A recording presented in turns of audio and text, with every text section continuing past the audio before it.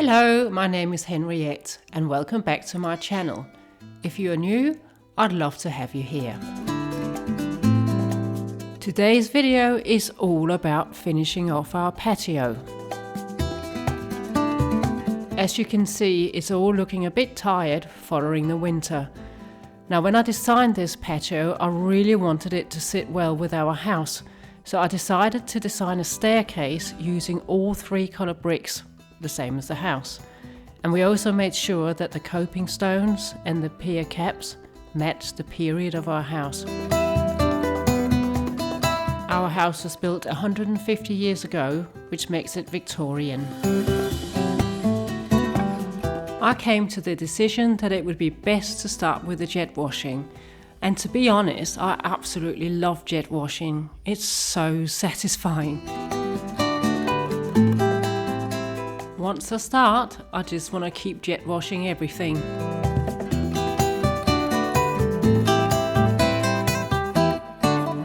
It always amazes me how dirty things get just during one winter. I mean, have a look at these sofas. This is a before and after shot, just to give you some idea. Halfway through my jet washing, I thought it might be time for a change. So I've come to the world of pots with my friend Claire. She's visiting from France, which is absolutely lovely. If you are somewhere in Kent or near Kent, it's definitely worth visiting the world of pots. It's in Hadlow and they have a good selection for the larger pots. I was looking for 3 pots to put on our patio, but our patio is on the big side, so I needed something large. It turns out that there's definitely such a thing as too much choice. I was finding it difficult to figure out which ones would work best. But my mission was eventually accomplished, and I'll show you a little later on which 3 pots I ended up buying. And then it was back to the jet washing. Now, whilst I'm doing this, I wanted to tell you about our stones that we've used for our patio. Now, these are granite stones, slabs if you like. We picked them because they were about the only ones that worked with the 3 different colour bricks. The wall colour we've got here is off black by Fair & Ball. This is just so satisfying. Look at all that dirt go. It even smells a bit fresher in the air when you're jet washing. As one job is coming to an end, another one begins. So here are the pots that I ended up buying. I like them because they have this little ribbed sort of effect halfway up the pot. I tried them on the patio, but unfortunately they didn't really match, so I've decided to paint them black. I'm going to use off black, the same as the walls. I'm using a masonry paint as the pots are going to be outside permanently. I'm also painting a little bit on the inside just so that the old colour won't show after I put plants in them. I ended up giving them 2 coats of paint just to make sure that they were properly covered.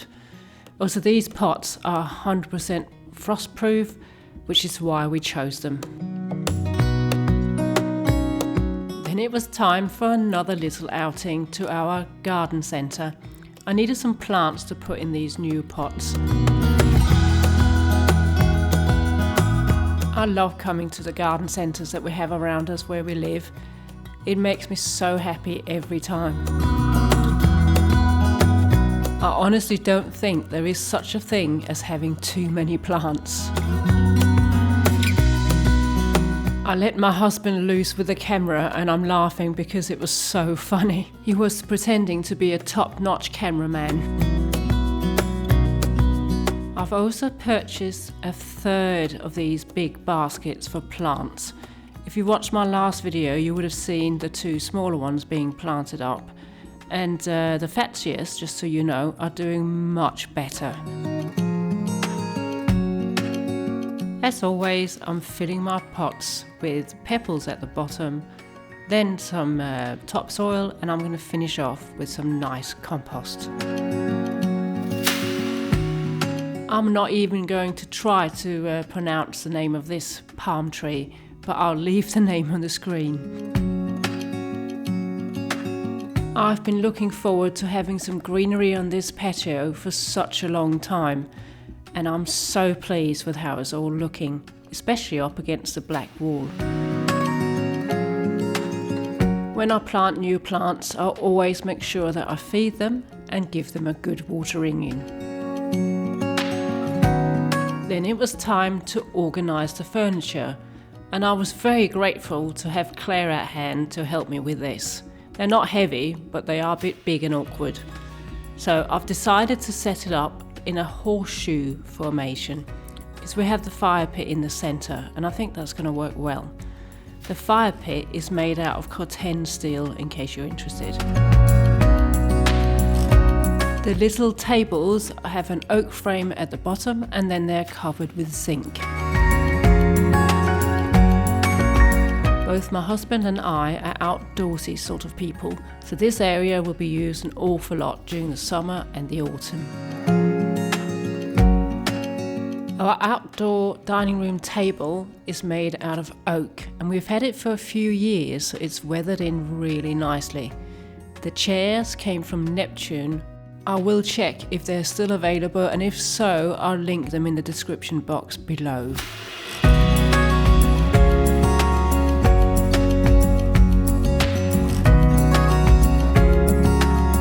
As our outdoor sofas come in two parts, I am just going to zip tie them together, because it can be a little bit annoying if they start separating while you have friends and family around.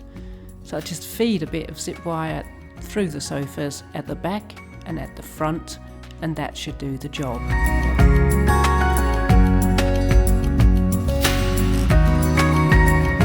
Now for bringing down the big new pots, and I really like them in this black colour. It works really well against our slabs. Thankfully, Claire was at hand again. Thank you so much, Claire. As the holes at the bottom of these pots are a bit big, I'm just going to add some larger stones before I put in my pebbles. I like adding a good layer of pebbles at the bottom of my pots, because it prevents the roots from rotting, which you really don't want. These pots are big, and it took quite a lot to get them filled up. Because of the size of our garden, we ordered ton bags worth of topsoil, and we always seem to get through them. We also get through a lot of compost, and I tend to pick them up from the garden centre when they've got a deal going. One of these days I would like to make our own compost, but so far we haven't had the time. I'm planting another one of the palm trees, the same as the one over in the basket, the one I can't pronounce, in the biggest of the three pots, just to mirror what's going on the other side of the patio. In the middle-sized pot, I'm going to plant an Euronymous, Japonicus, which is the green spire. And in the little pot, I'm going for a hibiscus, and this one has white flowers. It's called Syriacus Admiral Dewey. Then I'm going to give them a quick feed and a water as always. But it's getting late in the day, but before we go in, I want to show you some of our potatoes, which are now ready to eat. So these are our first earlies. They're the ones you saw me plant in the greenhouse cleanup video. But look at this, they're ready to go now, and we're definitely going to be having some of these for dinner tonight. Nothing makes me happier than eating our own homegrown vegetables. And we're going to need the energy for another day at the patio. They did indeed taste absolutely delicious, as of course all new potatoes do. It's the next day, and so begins a new project. Now I have these urns, I've had them for a long time. They're made out of that glass fibre sort of type of material, but I decided I didn't like them in the grey, so I painted them black. Only to decide that I didn't like the black. I wanted them the same colour as our coping stones, and here they are, just for reference. So I went and got some paint as close to the colour as I possibly could, and only to discover that I didn't like that colour either. It was too white and too flat, so ultimately I ended up mixing my own paint. So this is the paint I had already bought. I ended up adding a bit of black and also bicarbonate of soda for a bit of texture, and I also added a lot of brown just to match the colour properly. And finally, I was indeed happy. You will see how well they work when I put them on the table a bit later on. After all that painting, it was finally time to get some plants into the urns. And I wanted a bit of flowers because there wasn't that many flowers down on the patio.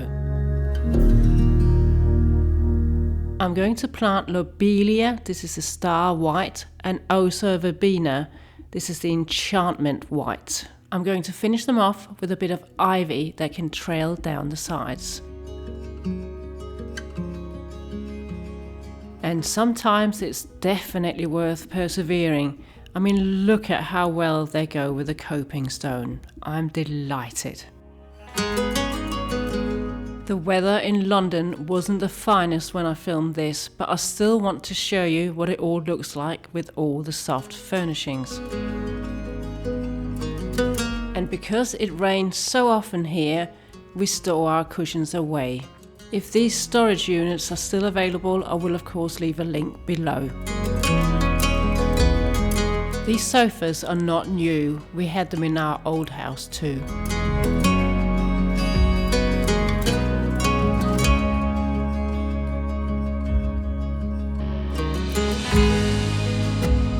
And because we store everything, I don't buy special outdoor cushions. I just use normal cushions, but I do like them because it just makes it feel even more comfy. We have added electric lights to our patio, and I don't know if you can see them around the edge of the walls. They light both up and down, but even so, I still like having some candles too. And I found these in our local garden centre, and I absolutely adore them. I think they really work well up against the black wall. I think anything that's sort of like the colour of wicker seems to really go well. And that's it for the patio. I think we are where we want to be.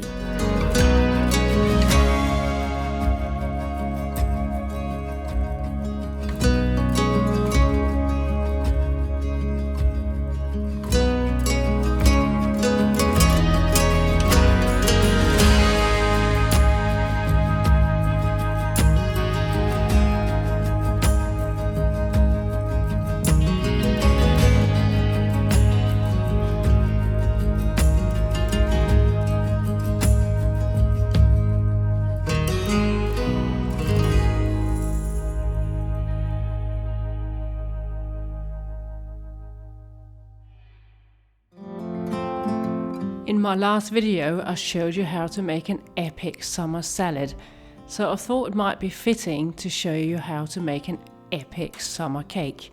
Now this one is called a summer berry cake. This recipe is by Jane's Patisseries, and I'll be sure to leave a link in the description box below. I often make this cake when we've been invited somewhere and I'm in charge of bringing dessert. Now, and I thought it might be a good idea to show you as the 4th of July is nearly upon us. Speaking about the 4th of July, or Independence Day, I will be celebrating that this year as my next door neighbour is American and I can't wait to surprise her. It will all be in my next video, so watch out for that one.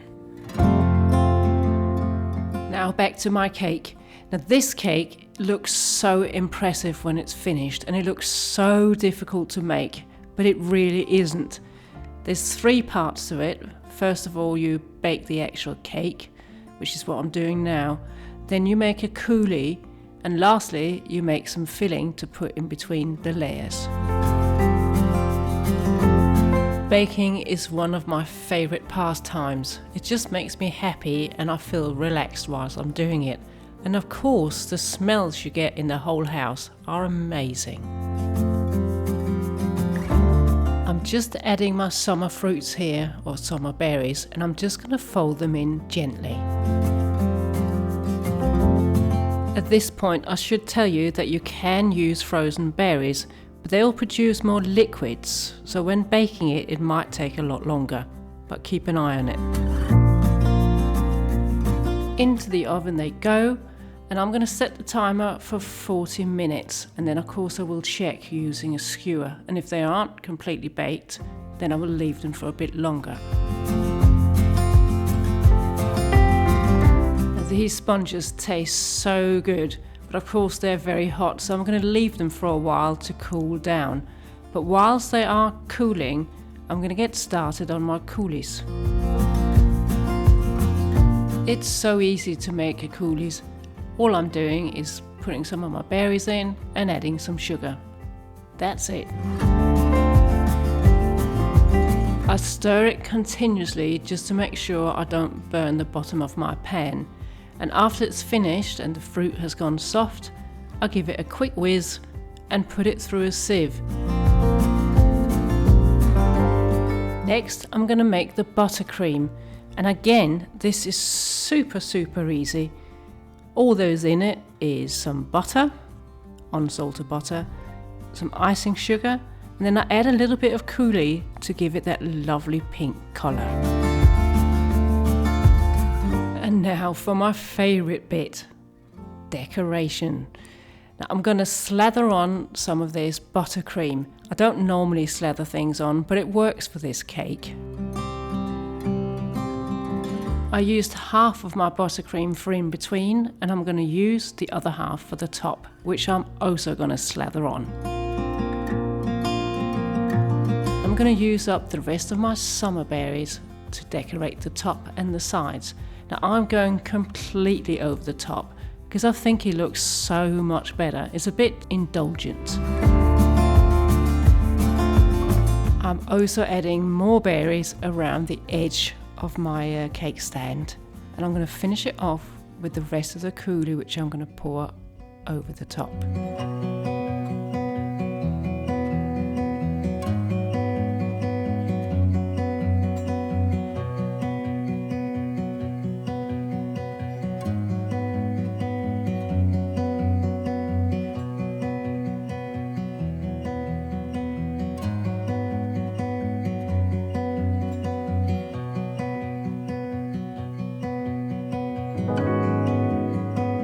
Thank you so much for watching this video. I really appreciate it. Please like, comment and subscribe. It really means the world for me, and of course my channel will do better. So today I'm going to leave you with some videos from Covent Garden. We didn't just make Claire work, we also took her out. Have an absolutely fabulous week, and I'll see you soon. Much love from London.